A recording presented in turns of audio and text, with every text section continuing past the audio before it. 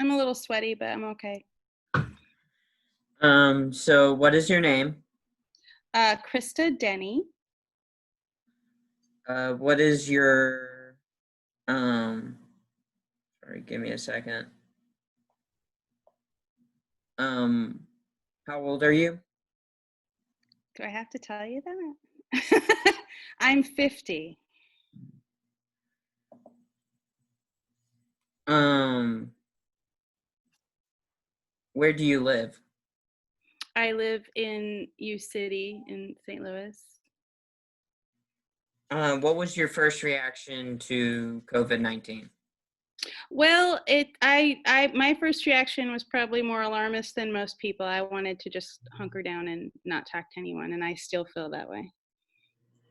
So, so your opinion you haven't really changed what you think about COVID-19? Mm-mm. I'm terrified of it. I have a horrible immune system. I'm a single parent. I do not want to be hospitalized, damaged, or die. I am very happy that our school just went virtual because I've been having a nervous breakdown. So Where do you work? I work at Crossroads College Prep School.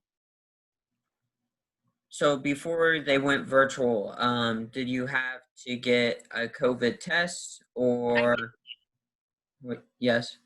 I did, yeah. How was that? Well, besides it being uncomfortable, it was really easy.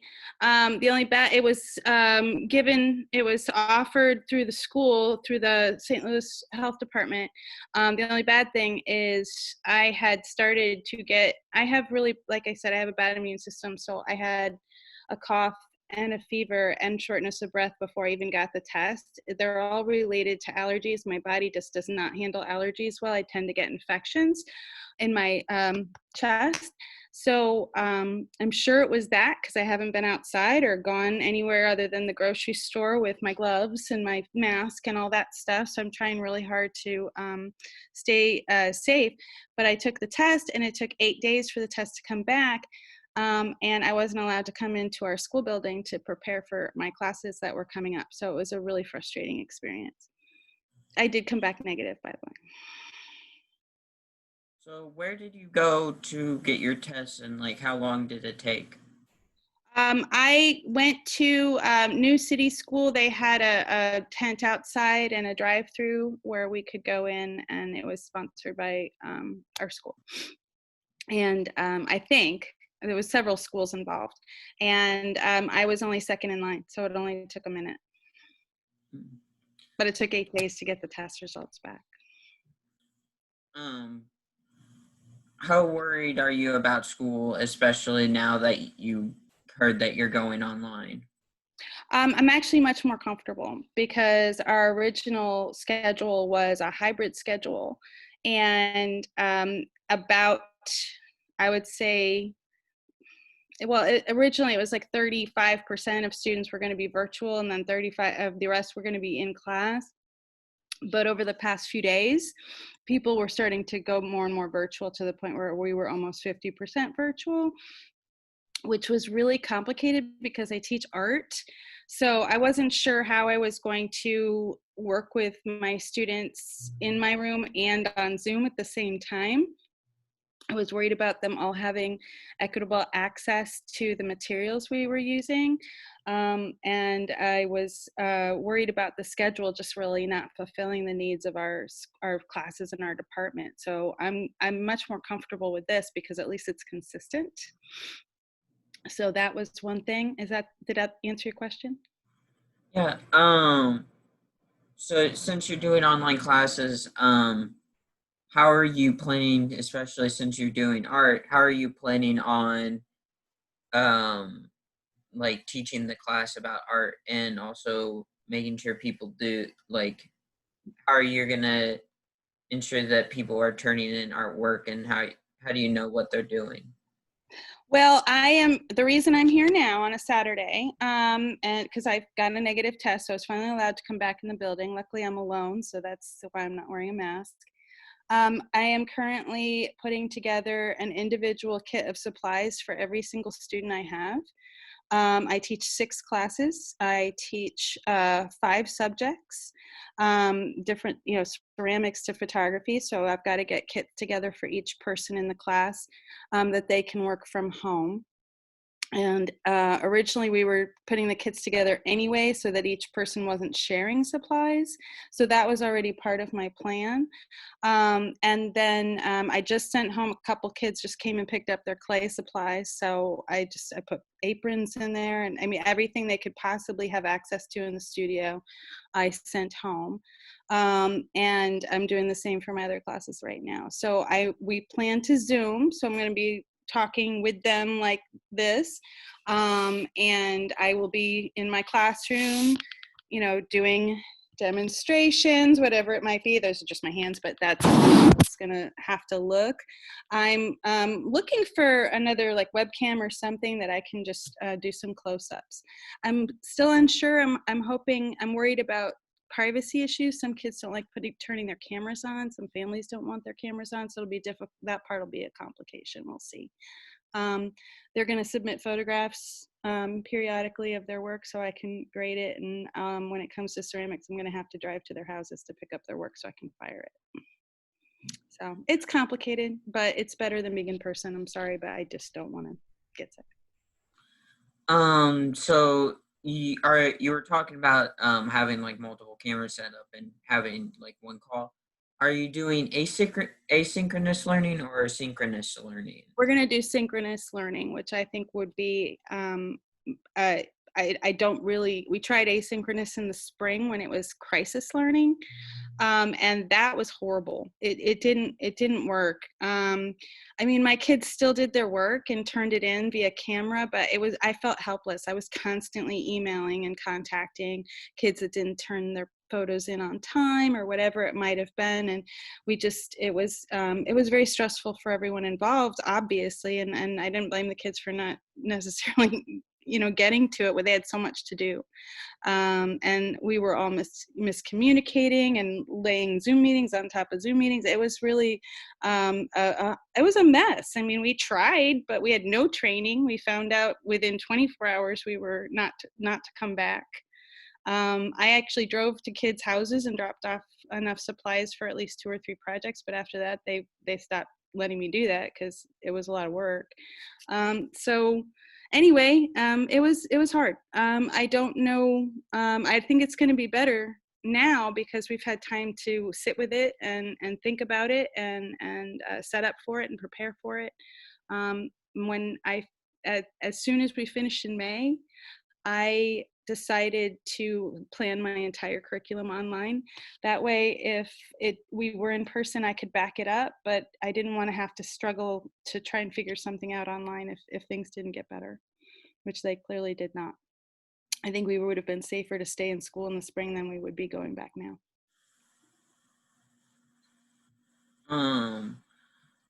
So your school is a private school, right? Yes. Right. So since you do have like you have rich kids and then you have some kids who got like a full ride to come in, how is having those two different, having like really rich kids and then people with less money than them, how is that dynamic going on?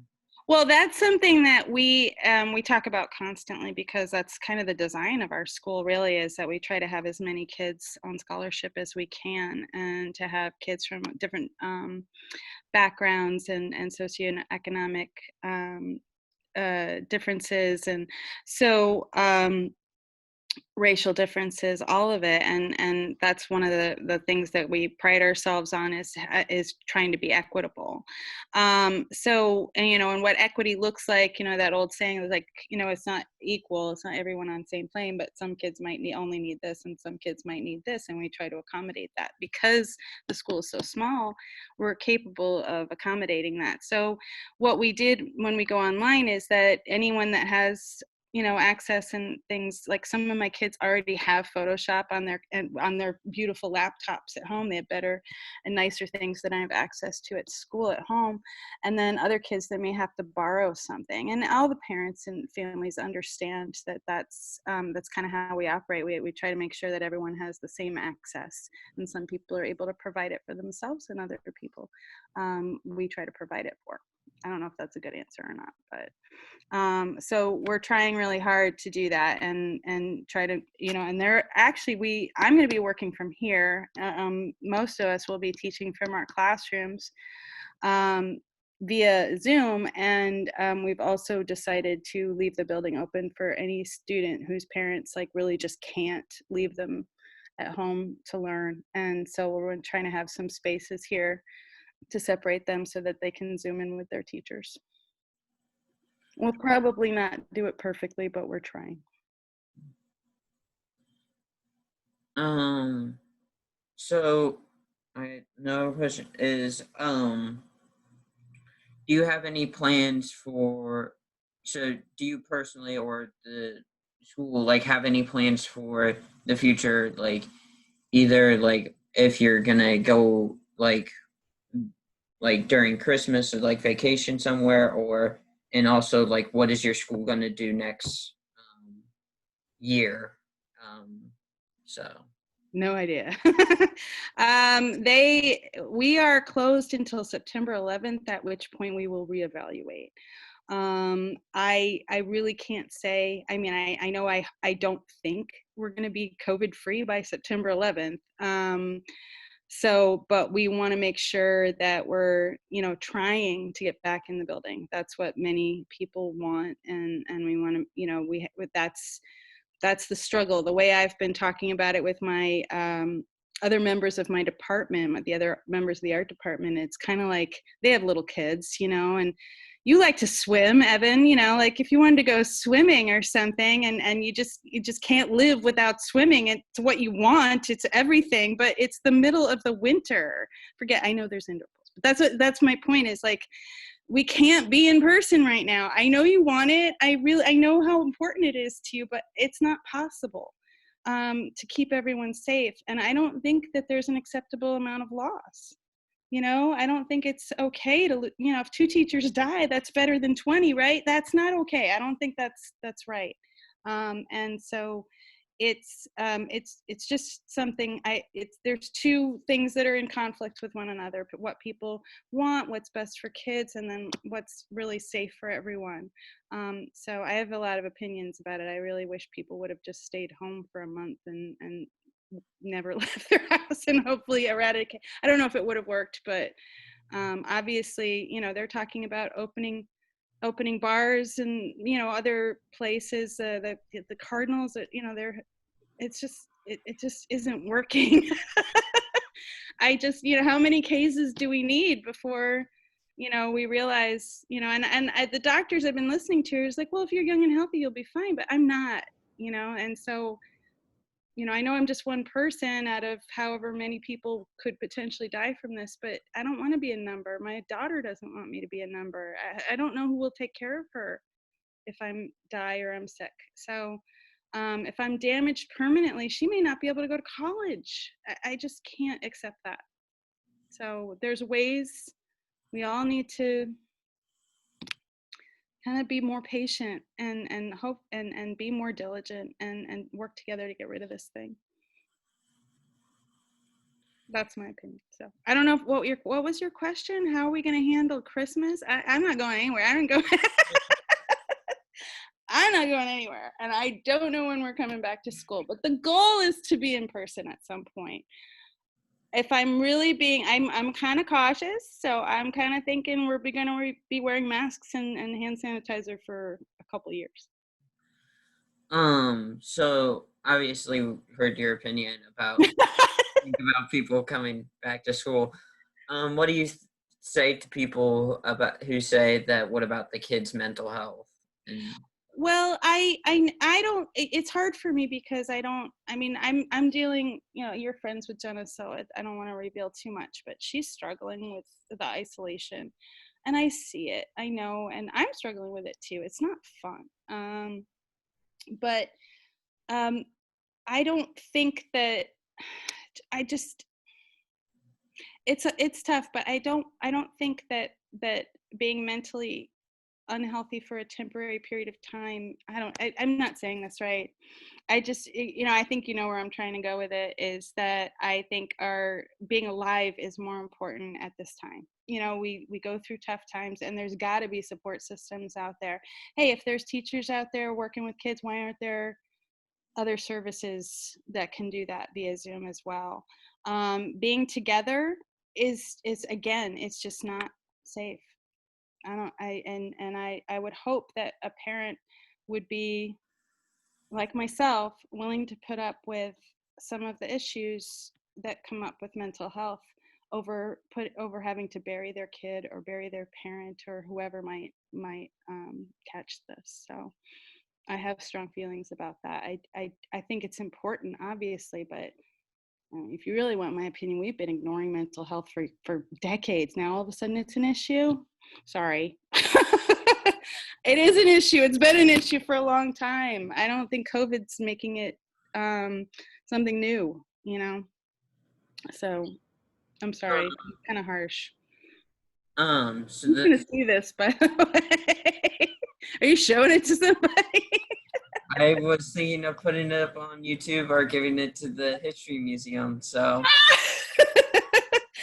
Well, obviously I care about, and it's hard for me to relate. I only have one child, and both of us are seriously depressed, but we're otherwise healthy, and that's what I want to maintain. Um, so, but I feel really strongly for kids that are like autistic or need services that they can't get, or I really, everybody's got an individual situation they've got to work with within this giant thing that we're all dealing with. so this next question I'm gonna ask. You can opt out of it if you want, because it's like, what do you think about how the government's been handling COVID and other businesses have been handling COVID? uh, the government's been handling COVID. That's my opinion. Businesses, people need to live. I don't think we're not set up for this. I remember I'm kind of, a lot of people around me think I'm an alarmist, but a few years ago I saw an interview with somebody who talked about how unprepared we were for a global pandemic, and it frightened the crap out of me at the time. And here we are. We're just I'm not set up for it. I have no savings. I can't quit my job and try to hunker down for a while. And so I know tons of people are in that position. And, we need to, I personally, I wish the government had, thinks our current administration thinks it's their job to take care of the people in this country. But they don't think that. Um, so no, I don't think they've been handling it well at all. That is my kind assessment. Sorry. Do you have anything else you want to add that you think is important? Well, originally you had asked how this was affecting us, and I really, both Jenna and I, my daughter who's 18, who's a former classmate of yours, is a sound engineer for the Muni. She was promoted this year to be in charge of the kids program, and of course that got canceled. And a music photographer, I do that in the summer. All of that got canceled. So like a lot of this stuff that, Jenna's now changing her major. That's, to me, that's huge. The idea that someone, because of this, it's making her think twice about whether or not, performing arts is sustainable with situations like this. And that has broken my heart. You have no idea. Because it's, we really just didn't have a backup plan, and it's affecting the arts in such a horribly negative way. And so that part of it has been hard, and she's, she still wants to do it. She's invested so much time in it, but she's looking at different schools than she was before. She's looking at schools closer to home just in case this lingers and they get shut down, and she's going to be stranded somewhere. It's really affecting people in ways that it wouldn't have in the past. And I feel bad for you guys, you about to enter college, having to really think about adult things that you might not have had to think about before, and treating your college experience with much more practicality than you should have to. Because, and of course college is practical. I'm just thinking in terms of like, that's the time when you get to explore and make mistakes and change your major. And now you guys are thinking so businesslike in terms of what's going to work. And it just, that sucks. I mean, back to that mental health thing, it sucks, but it is what it is. So I wish it wasn't happening, but I hope that we learn as a human race from this and try to do better. The thing that's really irking me the most is all the bickering over the masks. I just can't believe people are that selfish. Which is why I stay home. So how is it having a teenager daughter during the COVID-19 pandemic? I'm lucky. I won the lottery, as did your parents. So I know that I'm lucky. The snark is about 20% of her personality. So I have an 80% lovely child. And that's more than most, and a lot more actually. And so, no, she's, again, the main thing is, being an only child is tough. Do you get to see people and hang out with people, or have you been kind of isolated? I've been kind of isolated. Yeah, she has too. And I keep encouraging her to Zoom, but she's, she doesn't like being on camera. I didn't like it either. It's bizarre looking at yourself while you're talking. I'm not used to seeing what I look like. It's weird. I'm getting better at it. I like the lighting in this room. This is good. I'm liking this. So, but yeah, so she, I can see for a self-conscious teenager, that would be really hard. And I know that my students are the same age. So yeah, it's been interesting. I feel bad that she's so sad, but she's still got me, and that's what we keep talking about at the end of our conversations about all of this, is that we still have each other, we're still healthy, and those things are really the most important things at the moment.